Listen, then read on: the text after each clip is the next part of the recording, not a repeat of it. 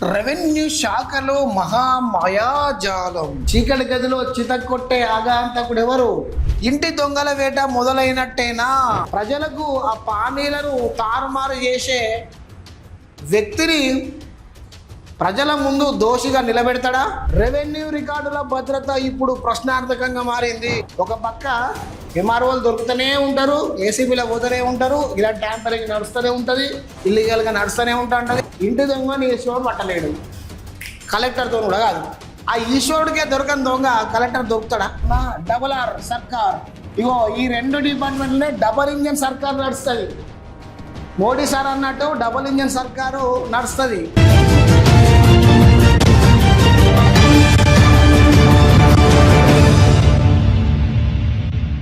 Revenue శాఖలో మహామాయాజాలం. ఎవరు ఆ ఆగాంతకుడు? చీకటి గదిలో చితక్కొట్టే ఆగాంతకుడు ఎవరు? అయినేనా ఏంటి? ఇంటి దొంగల వేట మొదలైనట్టేనా? కాళేశ్వరం పహానీల అదృశ్యంపై ముదురుతున్న మిస్టరీ. భద్రం అభద్రం వెనుక పాత్రధారి సూత్రధారి అతడేనా? ఎవరు ఆ ఆగహంతకుడు? ఎవరు? ఎవరా చీకటి గదిలో చితక్కొట్టే అధికారి ఎవరు? ఎక్కడ ఇది? మహాదేవ్పూర్. మహాదేవ్పూర్ అంటే మహాదేవ్పూర్ ఎంఆర్ఓ ఆఫీసులో ఏదో జరుగుతుంది అన్నట్టు. రెవెన్యూ శాఖలో మహామాయాజాలం. మొత్తం మూసుడేనా? ఏంది తరలిచ్చుడేనా? రికార్డులు మొత్తం ఎక్కడికక్కడ వైట్నర్ పెట్టి గీసుడేనా? ఎవరికి పడితే వారికి పేరు రాసుడేనా? ఏంది? అదేనా చీకటి గదిలో చితక్కొట్టుడు? అదే కానీ లెక్క కనిపిస్తున్నది. సూత్రధారి అతనైనా? ఇంటి గుట్టు రట్టు చేయాలంటున్న బాధితులు. పహానీల అదృశ్యంపై జిల్లా కలెక్టర్ సీరియస్. జిల్లా స్థాయి దాకా పోయింది అంటే ఈ పహానీల గుట్టు పెద్దదే ఉన్నట్టున్నది. చీకటి గదిలో అయినే చితక్కొడుతున్నట్టున్నది. ఏర్పడకుండా వైట్నర్లా కమ్మలు చింపి కమ్మలు అతకబెట్టుడా ఏంటి అసలు? మహాదేవ్పూర్ మార్చి 8 ప్రభాత వార్త. రెవెన్యూ శాఖలో ఏళ్ల తరబడి తిష్ట వేసిన అక్రమాలకు చరమగీతం పాడే సమయం ఆసన్నమైందా అని అడుగుతుండు. సామాన్యుల భూములకు రక్షణగా ఉండాల్సిన పహానీలు మాయమవుతుంటే ఆ మహా దొంగలు ఎవరు తేల్చాల్సిన బాధ్యత ఉన్నతాధికారులపై పడింది. ముఖ్యంగా కాళేశ్వరం భూములకు సంబంధించిన రికార్డుల తారుమారు వ్యవహారం ఇప్పుడు జిల్లా వ్యాప్తంగా చర్చనీయాంశంగా మారింది. కాళేశ్వరం భూములకు సంబంధించిన రికార్డులు తారుమారవుతున్నాయట. అది జిల్లా స్థాయిలో చర్చనీయాంశంగా మారిందట. కలెక్టర్ దృష్టికి కూడా పోయిందట. ఇక్కడ పహానీల అదృష్టంపై జిల్లా కలెక్టర్ సీరియస్గా ఉన్నారట. అంతకుముందు పలిమేలలో కొన్ని భూములను అక్రమంగా నైట్ రిజిస్ట్రేషన్ చేసిన ఎంఆర్ఓ ఉన్నారు కదా, డెక్కన్ సిమెంట్కు తగలబెట్టిన కేసు.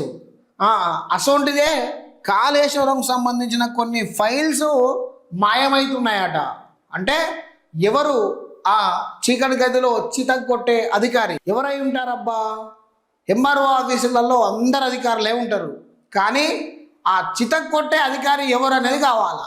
ఆ మహానుభావుడు ఎవరనేది కావాలి, ఆ మల్టీ టాలెంటెడ్ ఎవరనేది కావాలా? ఏకంగా రికార్డుని మాయం చేస్తున్న అధికారి అంటే ఆయన మామూలు విషయం కాదు. ఆయన సైబర్ క్రైమ్ పోలీసులలో ఉండాల్సినోడు, లేదా టాస్క్ ఫోర్స్ ఏదైతే ఉందో ఈ మర్డర్లు మానభంగాలు అవి చేస్తారు కదా, గన్లా ఉండాల్సినోడు. అంటే ఎంఆర్ఓ ఆఫీసులో ఉన్నాడు అంటే ఆయనను ఆ మాత్రంగా వాడుకుంటున్నారు అన్నట్టే. ఎవరనేది బయటపడాలి. వెనకట పెద్ద మనుషులు కొన్ని శాస్త్రం చెప్పేటోళ్ళు, ఇంట్లో దొంగను ఈశ్వరుడైనా పట్టలేడు అని చెప్పేటోళ్ళు. కానీ ఈ దొంగను ఈశ్వరుడు కాకుండా కనీసం కలెక్టర్ అన్న పడతాడా? మరి కలెక్టర్ దీని మీద ఫోకస్ చేసి ఈ దొంగను బయటికి తీసి ప్రజానికానికి చూపెడతాడా? ప్రజలకు ఆ పానీలను తారుమారు చేసే వ్యక్తిని ప్రజల ముందు దోషిగా నిలబెడతాడా? అంటే ఇవన్నిటికి పెద్ద గుండు సున్నతోటి క్వశ్చన్ మార్క్. ఏం జరుగుతుంది మాదాపూర్ ఎంఆర్ఓ ఆఫీస్లో? అంటే ఇక్కడ మాదేపూర్ అని రాసిండు కాబట్టి ఇక్కడ రెవెన్యూ శాఖ అంటే ఏముంటుంది? మాదేపూర్ ఎంఆర్ఓ ఆఫీసే, అంతే కదా. ఇక కొత్తగా అయితే రెవెన్యూ శాఖ ఇంకా వేరే శాఖ అయితే వేరే అయితే ఏం లేదు కదా, గదే శాఖ గదే ఎంఆర్ఓ ఆఫీస్, అంతే కదా. అసలు ముచ్చట గది. ఇంకా కొంచెం ఉన్నది. కంచె చేను మేసిన చందాగా శాఖలో కొందరు ఉద్యోగులే ఈ అక్రమాలకు బాటలు వేస్తున్నట్లు తెలుస్తుంది. కాళేశ్వరం పహానీలపై ప్రత్యేక శ్రద్ధ పెట్టి రికార్డులను తారుమారు చేసిన ఆ ఉద్యోగుల చిట్టా ఎప్పుడు కలెక్టర్ టేబుల్ పైకి చేరినట్టు సమాచారం. నాడు విధుల్లో ఉన్నవారెవరు? క్వశ్చన్ మార్క్ పెట్టిండు. అంటే ఆ రోజు తారుమారైనప్పుడు విధులు ఉన్నోళ్ళు ఎవరు? ఏ ప్రతిపాదన రికార్డులు మార్చారు? నీడో పెద్ద క్వశ్చన్ పెట్టిండు.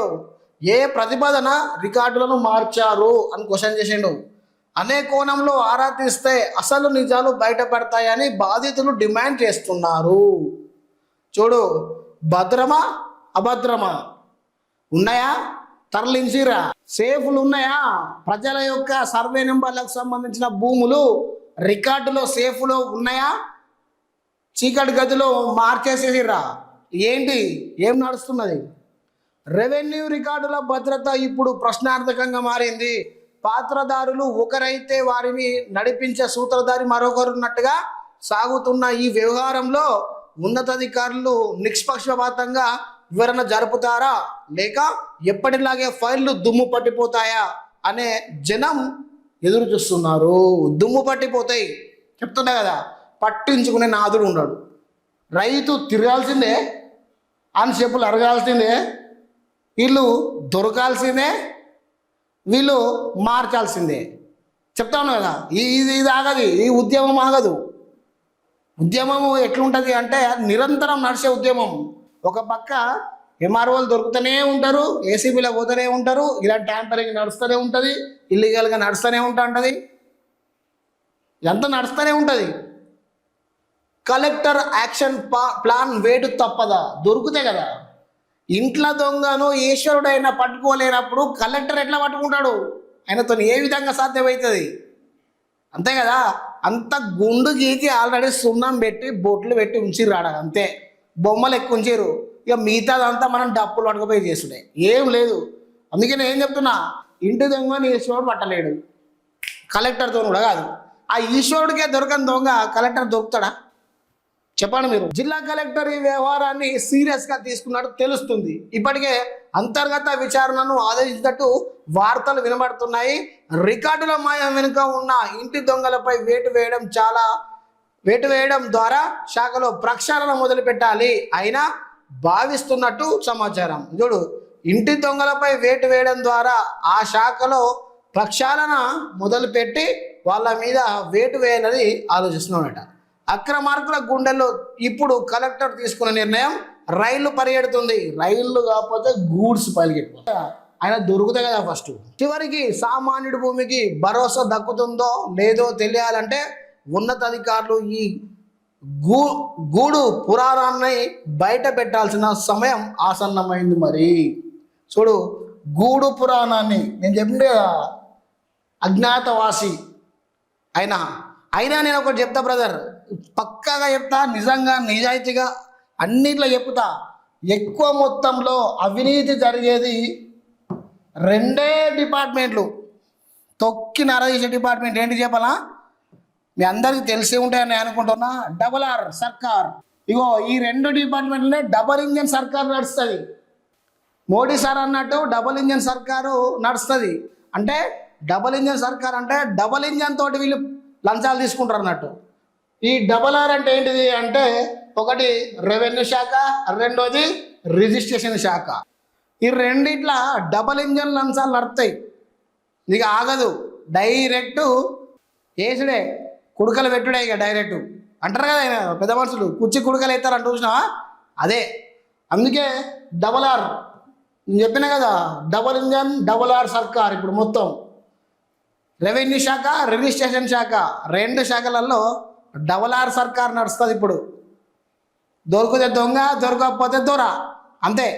వీళ్ళది ఒకటే పొద్దునే ఉంటుంది. అడ్డు అదుపు ఏముండదు. చెప్తున్నా, అడ్డు అదుపు ఉండదు. దొరికితే దొరికితే దొంగ, దొరకకపోతే దొర. అందుకే నేను మంచి పేరు పెట్టిన వీళ్ళకు.